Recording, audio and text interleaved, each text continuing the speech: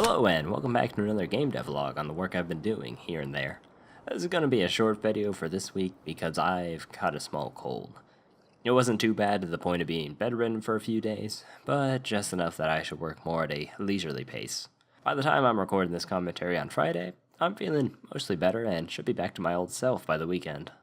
But enough about that and more on my work throughout the week. Starting my Wednesday off with some oatmeal and eggs, I resumed where I left off with the Submarine asset. Back into Substance Painter, I started off with making my masks and assigning some base colors. Base colors are a little time consuming for myself, so I tend to use a more uniform skybox in this phase to pay less attention to the environment's effect on the colors, and while I'm at it, I'll figure out the roughness values as well. Before I go about importing the textures into the game, I tidied up the Submarine's hierarchy to be more manageable for the future. With the exception of this asset, since it'll be on screen almost all of the time, I'm hoping to speed up my texturing workflow for future assets. I want to get away from being a perfectionist in a specific way. Less of a perfectionist on a prop-by-prop basis, and more of a perfectionist on the larger scale of the project, or else this project is never going to get done. With the texturing phase going smoothly, I figured it was time to have a little dinner from a Swedish meatball recipe that I've been eyeing for quite a while.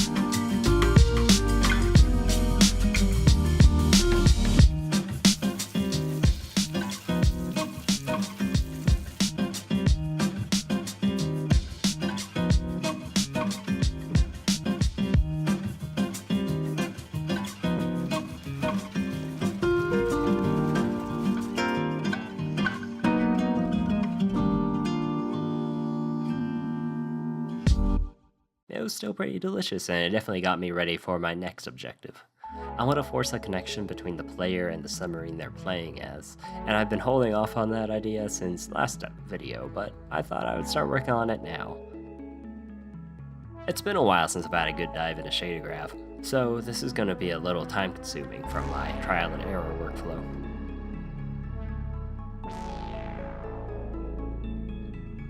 After a while, this is what I've had for my night's work.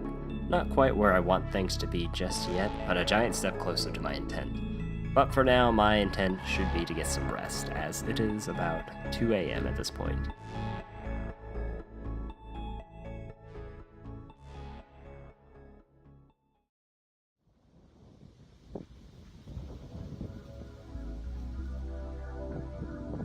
Waking up with some fresh set of eyes is probably the most important part of my personal process. In this case, the dots wouldn't be that good to have solely for the fact that you might not see them as dots, since they would be so far away from the camera that they would just blend together. So instead, I scrapped the dots to get some scanline bars, and the readability went up dramatically, and I'm very pleased with how this turned out. The last part to add into this shader was the phasing from face to face.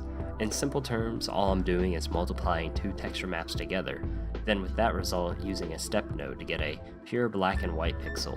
Think about it as the threshold filter in Photoshop, and then cut that away with the scanline bars, and I get this cool effect for the robot submarine.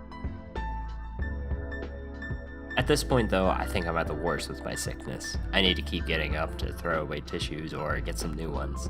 So I think I'm gonna cut it here, convert some footage, and rest up for real with a few Studio Ghibli movies and some orange juice. With that, I hope you enjoyed the video despite the length, and I'll see you guys in the next one, where I will hopefully be feeling better.